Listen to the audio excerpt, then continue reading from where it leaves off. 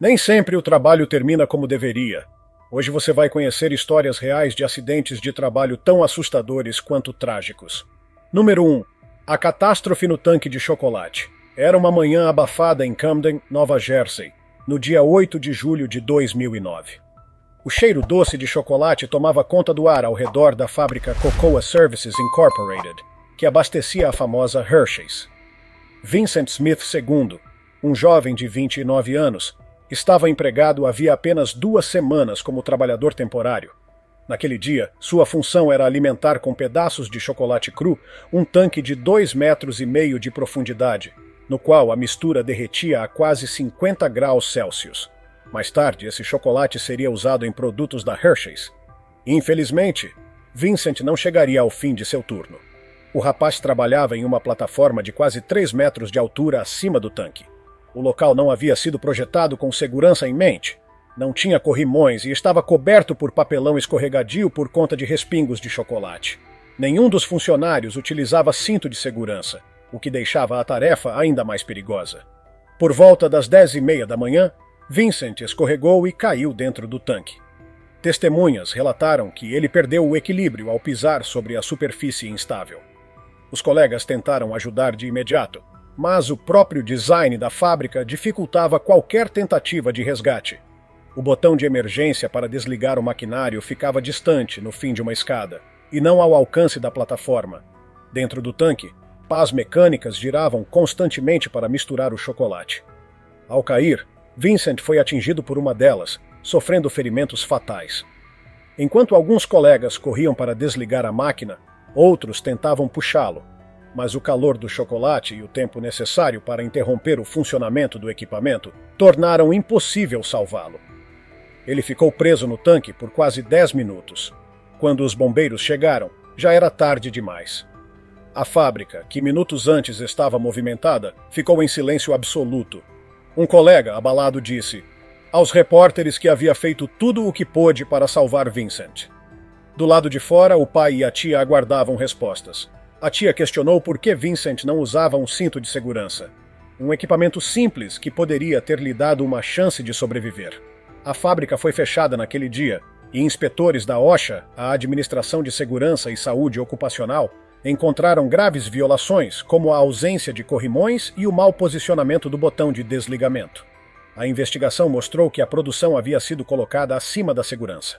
Os pais de Vincent entraram com um processo por morte por negligência contra a Cocoa Services, a empresa gestora Lyons & Sons e outros responsáveis, listando 32 falhas, incluindo má estrutura, falta de treinamento adequado e ausência de protocolos de segurança. Antes de continuarmos, vale citar outro caso. Em uma pequena fábrica de reaproveitamento de aço na Croácia, um trabalhador estava sentado sobre um triturador industrial enquanto conversava com um colega. Um deslize o fez cair direto na seção de moagem. Por sorte, a máquina estava desligada e ele escapou apenas com hematomas. Mas e se as lâminas estivessem ligadas? Número 2. A plataforma que não deveria ter caído. Era 19 de maio de 2021, em Liverpool, Inglaterra. David Bottomley, de 53 anos, e seu filho Clayton, de 17, trabalhavam juntos na Unity Building, uma construção de 27 andares no centro da cidade.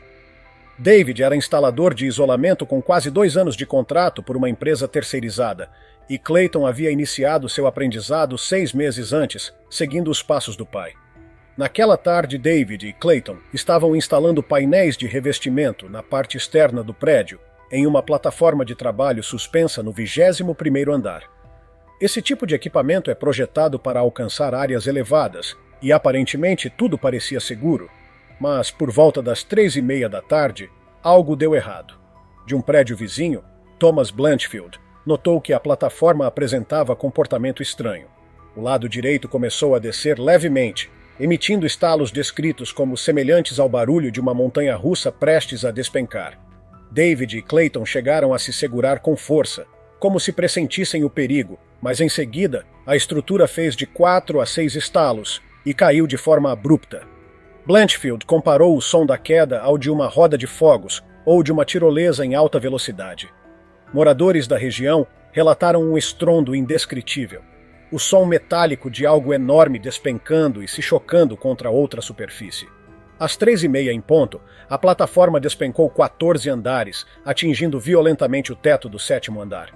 O impacto foi tão intenso que pôde ser sentido a metros de distância, deixando pedestres e vizinhos em estado de choque. As equipes de emergência chegaram rapidamente e encontraram os destroços e os 2 homens sobre o telhado. David estava gravemente ferido e foi declarado morto ainda no local. Já Clayton, mesmo em estado crítico e inconsciente, ainda apresentava sinais de vida. Ele foi levado às pressas para a UTI do Hospital Entry, mas os médicos logo perceberam que as lesões eram irreversíveis. 4 dias depois, no dia 23 de maio, Clayton morreu, mergulhando sua família e toda a comunidade em profunda tristeza. As investigações começaram logo em seguida. Testemunhas e especialistas apontaram falhas no sistema de freios da plataforma, que havia permitido a queda descontrolada. Um exame técnico confirmou que os eixos das engrenagens estavam desgastados, o que fez os freios se desconectarem. Além disso, um segundo eixo também apresentou falha, tornando impossível sustentar o peso. O órgão de fiscalização britânico, o Health and Safety Executive, HSE, iniciou uma investigação formal, exigindo explicações de gerentes, fornecedores e fabricantes do equipamento. Representantes da Adastra Access, fornecedora da plataforma, e da Nordiar Limited, fabricante das engrenagens, foram questionados. O relatório final revelou falhas graves na manutenção e na fiscalização, levantando preocupações sobre negligência nos protocolos de segurança. Número 3. O turno da manhã que terminou em silêncio. Era dia 20 de junho de 2024 em Bueno, uma pequena vila agrícola na província de Lodi, na Itália.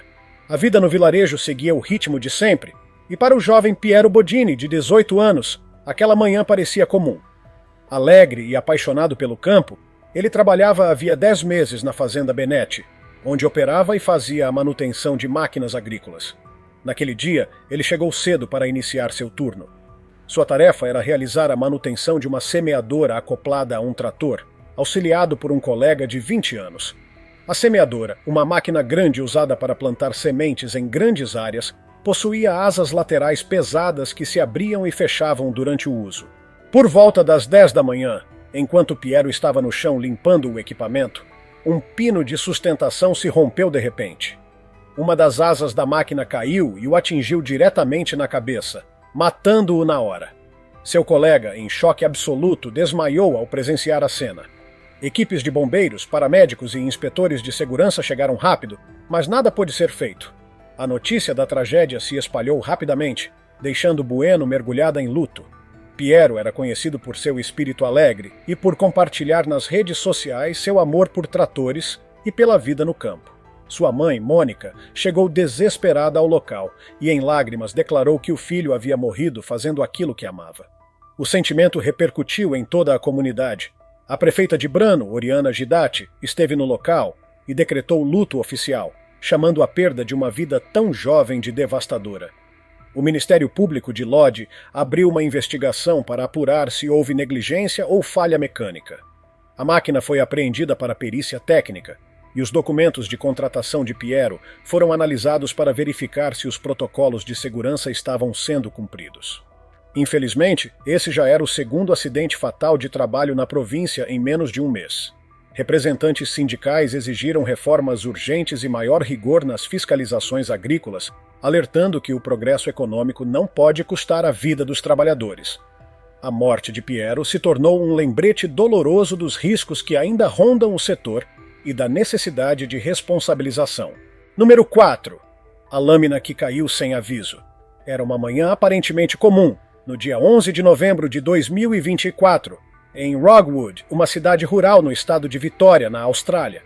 No canteiro de obras do Parque Eólico Golden Plains, planejado para ser o maior do Hemisfério Sul, o movimento era intenso. Entre os trabalhadores estava Jess Patience, de 36 anos, um técnico de instalação conhecido pelo bom humor e disposição para ajudar. Naquele dia, Jess se preparava para a instalação de uma das enormes pás de turbina eólica, peças que exigem extremo cuidado devido ao tamanho e peso. Mas por volta das 8 da manhã, a tragédia aconteceu. Uma das pás, com várias toneladas, Se soltou de repente e despencou, esmagando Jess sob sua imensa estrutura. As equipes de resgate chegaram rapidamente, mas os ferimentos eram devastadores. Jess morreu no local, tornando-se a 38ª vítima fatal em acidentes de trabalho em Vitória naquele ano. O canteiro de obras foi tomado por silêncio e incredulidade.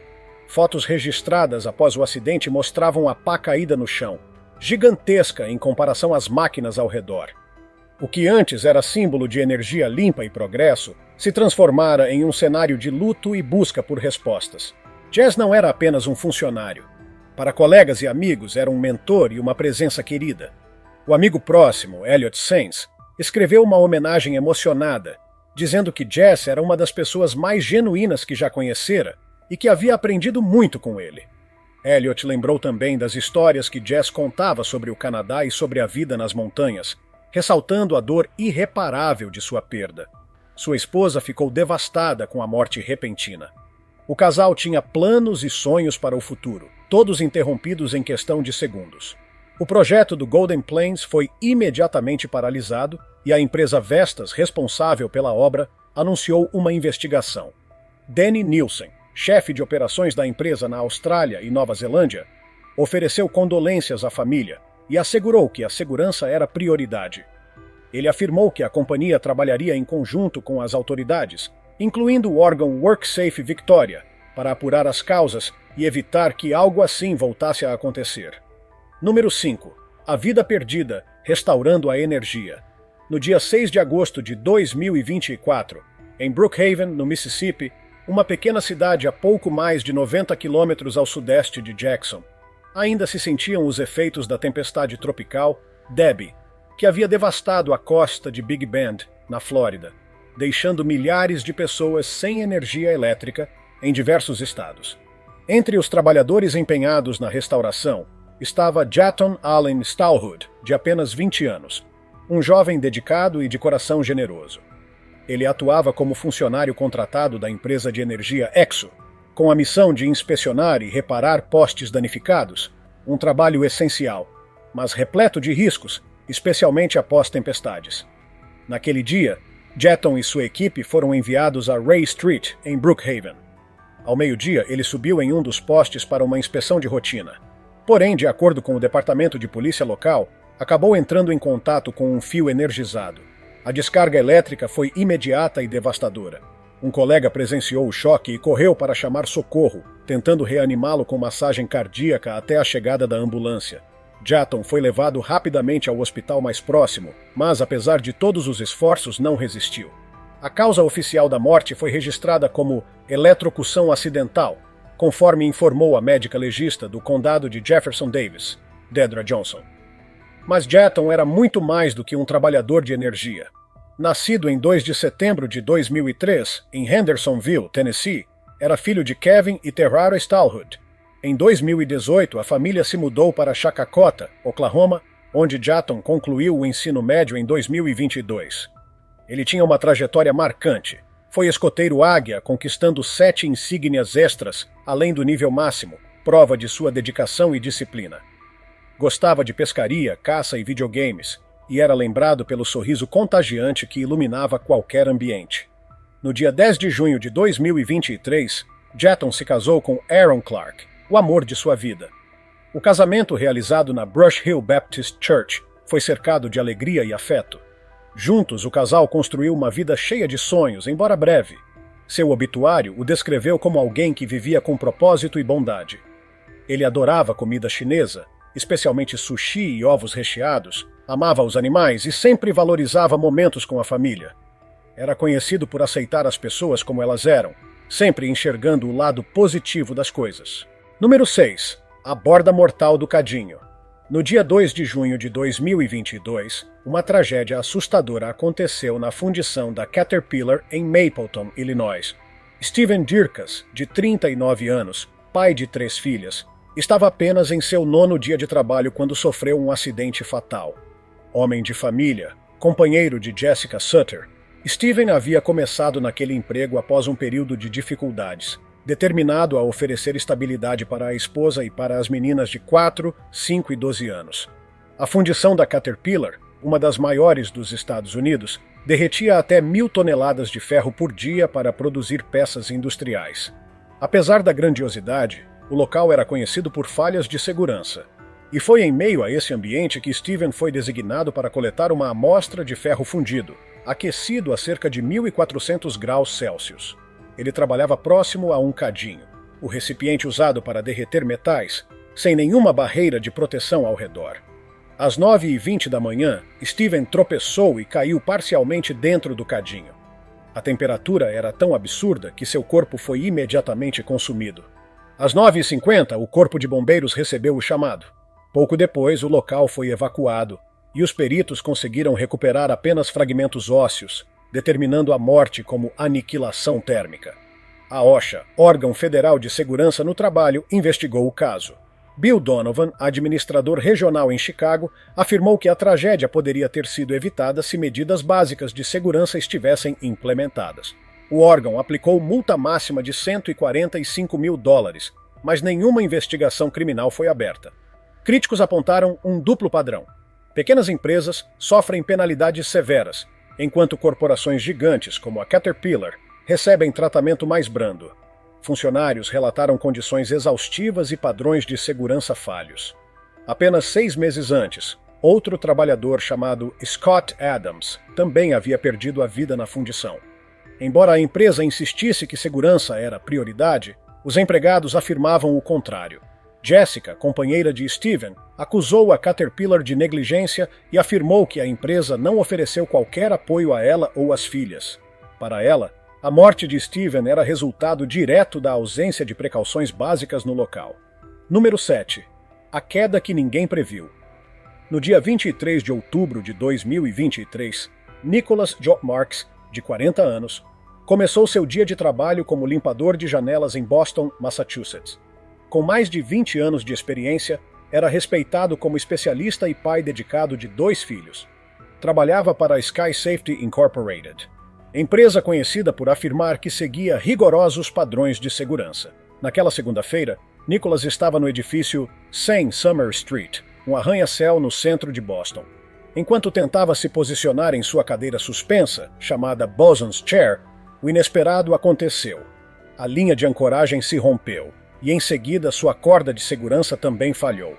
Nicholas despencou e bateu com tanta força no parapeito que deixou marcas visíveis na estrutura. Pedestres horrorizados acionaram a polícia imediatamente. Investigadores recolheram evidências, incluindo um sapato, fragmentos plásticos do equipamento e a cadeira de suspensão. A OSHA abriu uma investigação e encontrou violações graves na Sky Safety.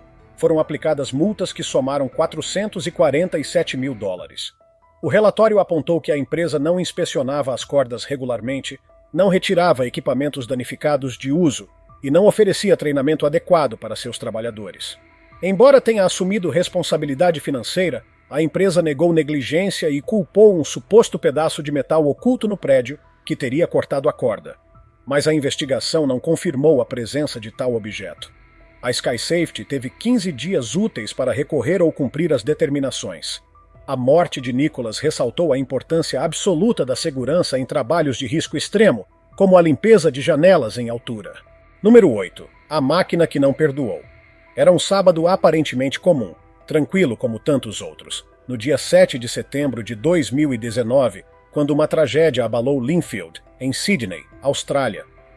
Nesse dia, Samuela Tiravakayawa, um homem de 40 anos que havia trocado a profissão de professor pela de jardineiro, perdeu a vida de maneira brutal e inesperada em um acidente envolvendo um triturador de galhos no Colégio Cromer. Samuela havia se mudado da ilha de Fiji para a Austrália em busca de um recomeço.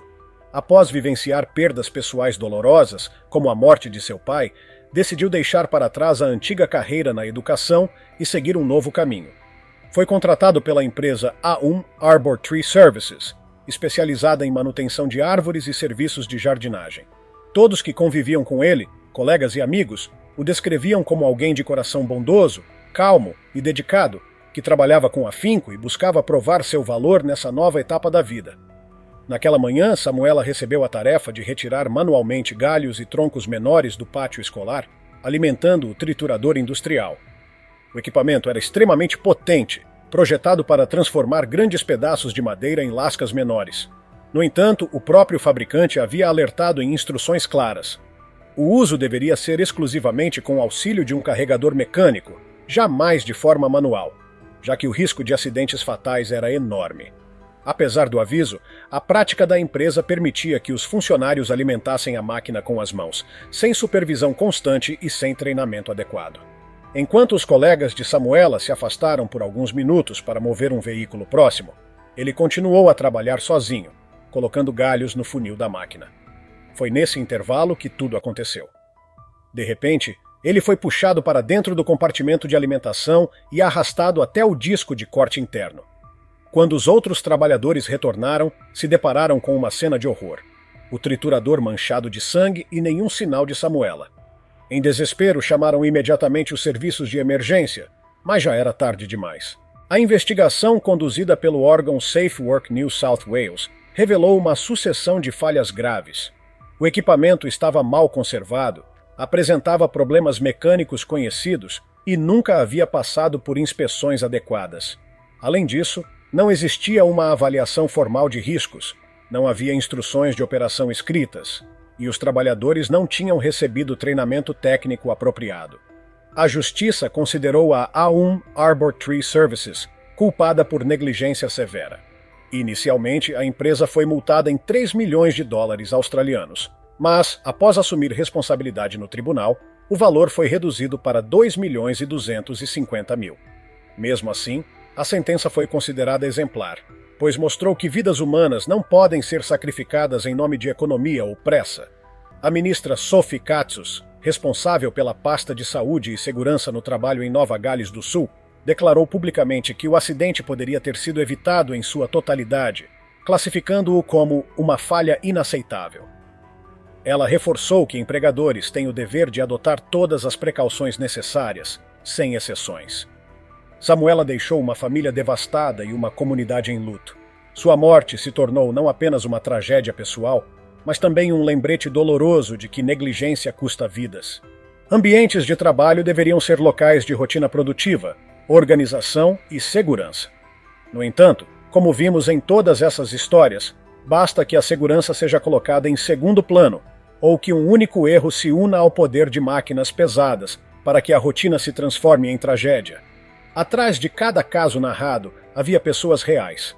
Homens e mulheres com sonhos, famílias, amigos e projetos interrompidos em questão de segundos. Não eram apenas trabalhadores.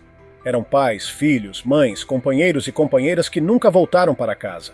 Essas histórias servem como alerta universal. Protocolos de segurança não são burocracia, e sim barreiras de proteção entre a vida e a morte. Cada capacete, cada cinto, cada inspeção de rotina e cada rota de acesso segura existe por um motivo. Na próxima vez em que você iniciar sua jornada de trabalho, lembre-se, segurança não é detalhe, é sobrevivência. É ela que garante que, ao fim do expediente, você possa voltar para aqueles que ama. Se tiver gostado do vídeo, deixe seu like e inscreva-se em nosso canal para acompanhar todas as novidades. Continue por aqui e assista a mais vídeos clicando em um desses vídeos que estão aparecendo na sua tela. Cuidem-se, amigos!